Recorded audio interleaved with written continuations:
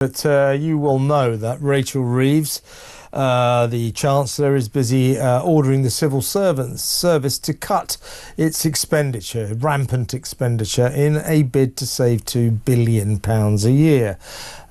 So you wonder why this happened. Last September, I think it was, staff from the Border Force are the people who provide the water taxi services for the migrants to bring them into Dover. They're supposed to sort of patrol the English Channel, keep the migrants out, but they don't really. They just bring them into Britain. They're also immigration officers. They're on all of our passport controls and all of that. So they're the people in charge of our borders, doing a very important job. Some might say they're not doing the greatest job when it comes to dealing with the small boat invasion of the migrants. And that perhaps sending staff on, wait for it, Swedish dog massage classes might not be the best way to spend money on our less than perfect immigration operation. Swedish dog massage classes. The Border Force got 69 dogs that sniff around for drugs and things like that. 69.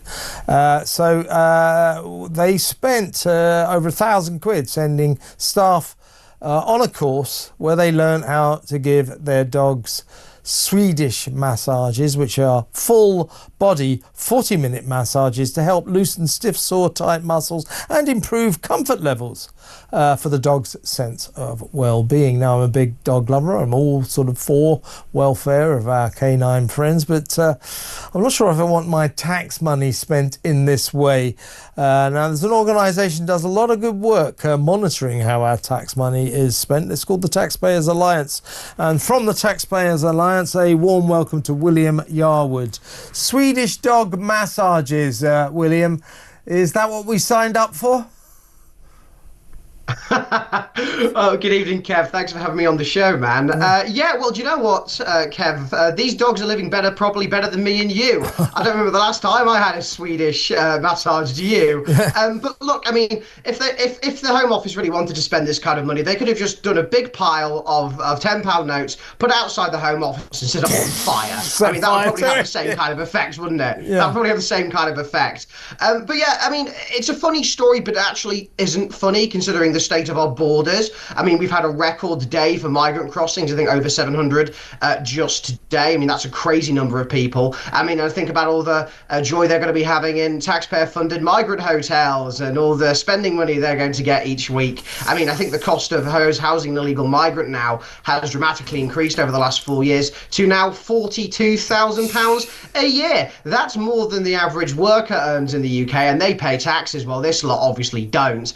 So yeah, I think that the Home Office clearly needs to get its priorities in orders and spend less time on Swedish massages and spend more time on deportations. Look, you know, I have no idea what a Swedish dog massage is, but apparently it's very full. Funnily, I forgot a friend who works for a dog charity, and I said to her today, I said, what the hell is a Swedish dog massage? She said, I trained in it, I'm able to do it. So it's very nice for the dogs, but this is ludicrous that taxpayers' money is being spent on this. I mean, by all means, be nice to your dogs, Border Force. Take them out for a walk, give them a stroke. Don't spend more than £1,000 going on courses to learn how to Swedish massage them. Also last year, the taxpayer-funded canine perks included £574.70 on dog enrichment puzzles. I'm not kidding you. I know you're not. And also sand for play pits. And they spent £706.81 on a paddling pool and also for some sand pit lids for dogs. So this, as you say, you can laugh about this, but when you look at this microcosm, if you like, you get the macrocosm, you get the big picture of the way our civil servants waste our money in the most extraordinary way. Yeah, completely, Kev. I mean, I know the government has done one thing correct recently, which is actually cutting in half quite a lot of what are called government procurement cards. Now, for those who don't know what a government procurement card is, they're essentially credit cards where civil servants can go out and essentially buy things with your money. I mean, they should probably buy things with their own money. After all, they are taxpayer funded as well. But hey ho, clearly we're not paying them enough. Boo hoo for them. But yeah, there was a recent push from Reeves and McFadden just to cut up these cards, and they cancelled a lot of them, which left quite a lot of civil servants in quite a tizzy, Kev. There was a bit of an incident just the other week where some, hard-working, diligent civil servants outside of work decided to go to Five Guys and attempt to buy Five Guys, not with their own money, Kev, but with a government procurement card. And thankfully, it was denied. Was it? That is good to hear. It was denied. That was good to hear. But I mean, seriously, William, you're telling me that that's what they're doing?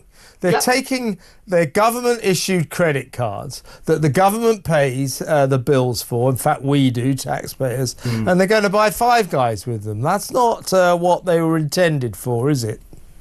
No, absolutely not. It was meant for administrative costs. I mean, sometimes, especially in, say, the Foreign Office, government procurement cards are useful for setting up rooms and for, hosting, ambassadors and the like. But civil servants have completely run amok with them. And the last Tory government did virtually nothing to crack down on this. So I have to give Reeves and McFadden some level of credit. But you mentioned the £2 billion figure that Reeves is trying to find earlier, Kev. £2 billion a year is not even going to touch the sides of the amount of savings that we need to find at the moment. I mean, over the next Parliament, we at the TPA have found out that Keir Starmer is going to be one of the highest spending prime ministers in modern history. And guess how much he's going to spend, Kev? It's over £6 trillion. That's an insane amount of money. Try and imagine that right in front of you right now. You probably, you couldn't at all, right? Exactly. And also, that's 2 weeks' wages for me. That is, That's yeah, I wish it was 2 weeks' wages for me as well, Kev, mate. Well, probably, it's probably what civil servants want their wages to look like. Yeah. But quite frankly, the money that Reeves is trying to find is not enough to actually. She's not going to do it with this, but she might want to cut out the Swedish dog massages. That might be a good start. William, great to talk to you as always. William Yarwood there from the Taxpayers Alliance.